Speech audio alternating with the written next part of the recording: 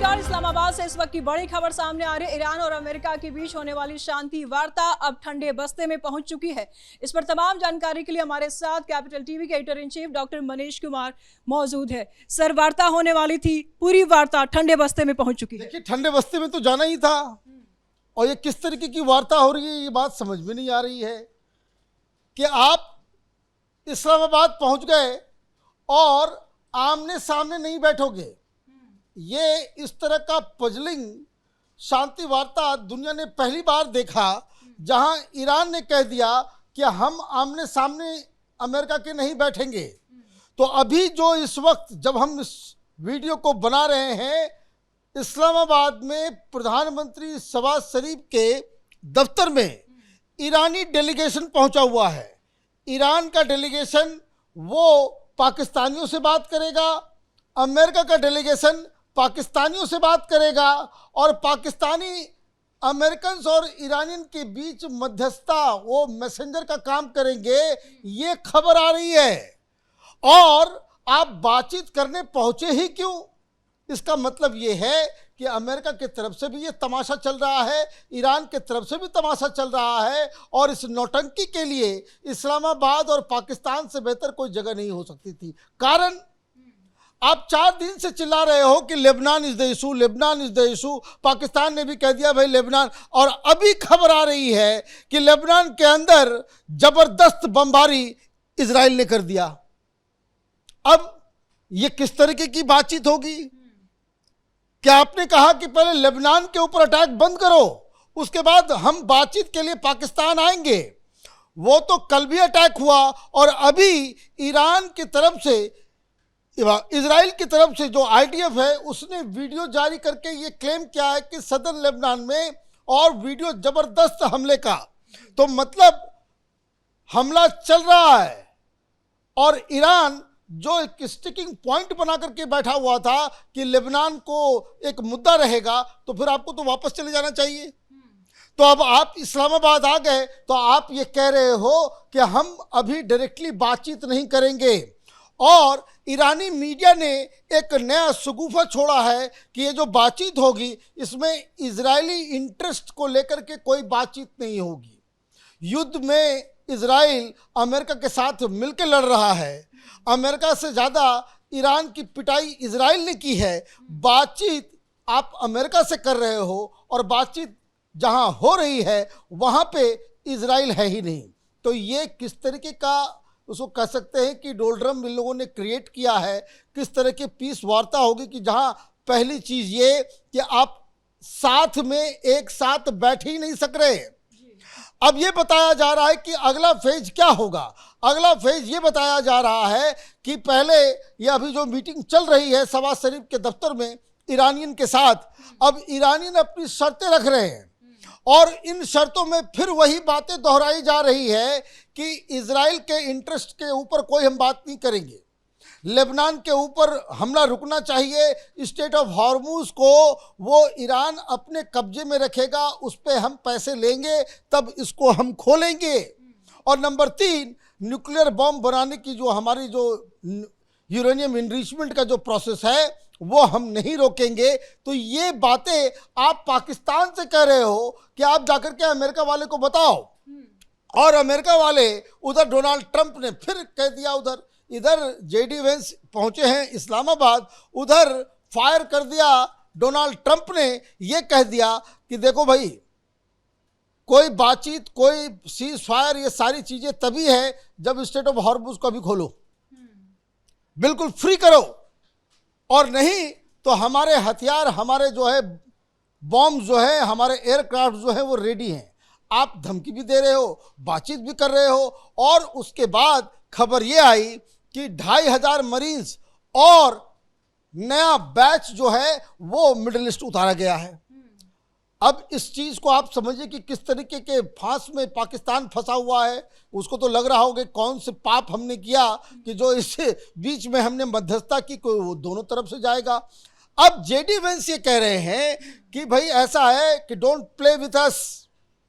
आप ये देखिए कि आप बातचीत करने के लिए जा रहे हैं, तो बातचीत करने से पहले तो आपको एक दिमागी तौर पे दोनों की बातों को एक्सेप्ट करने का एक मादा होना चाहिए, एक अंडरस्टैंडिंग पे आप हो, तब तो बातचीत हो। आप बातचीत के लिए आ रहे हो और ये कह रहे हो कि don't try to play with us. अगर ईरान ने हम लोगों के साथ कुछ खेल करने की कोशिश की तो फिर कोई बातचीत नहीं होगी, फिर अटैक होगा। तो इसका मतलब क्या हुआ? इसका मतलब ये हुआ कि ये बातचीत बिल्कुल ठंडे बस्ते में चला गया। होगा ये कि फिर वही चीज जो 10 पॉइंट उधर से, 15 पॉइंट इधर से, 5 पॉइंट और नया और नई 3 कंडीशनैलिटीज, ये सब करके ये मीटिंग 2 दिन चलने वाली थी। कल भी मीटिंग होना था, आज भी मीटिंग होना था। लेकिन अब समस्या ये है कि आज जो शेड्यूल था वो शेड्यूल था कि आज 8 बजे सवेरे बातचीत शुरू होगी और 2 राउंड में बातचीत होगी, लेकिन वो भी कैंसिल हो गया। अभी 1:30 बजे प्राइम मिनिस्टर पाकिस्तान और ईरानियन डेलीगेशन के साथ बातचीत हो रही है और अमेरिका से कब बातचीत होगी इसकी कोई समय नहीं अभी तक दी गई है, समय नहीं दिया गया।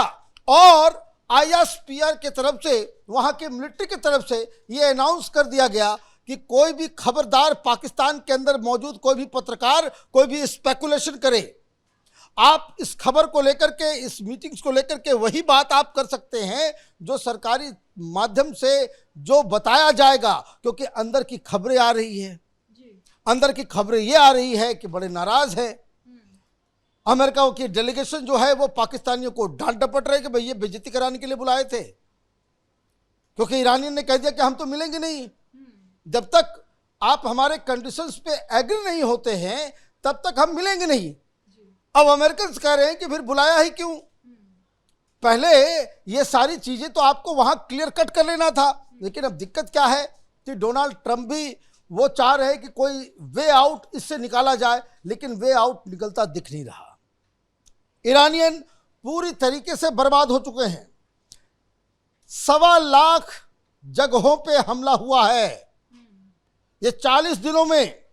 ईरान इज टोटली डिवास्टेटेड और उसको पैसे की जरूरत है और इसलिए वो हॉर्मोस में उगाही करने के अलावा उसके पास कोई दूसरा चारा नहीं है।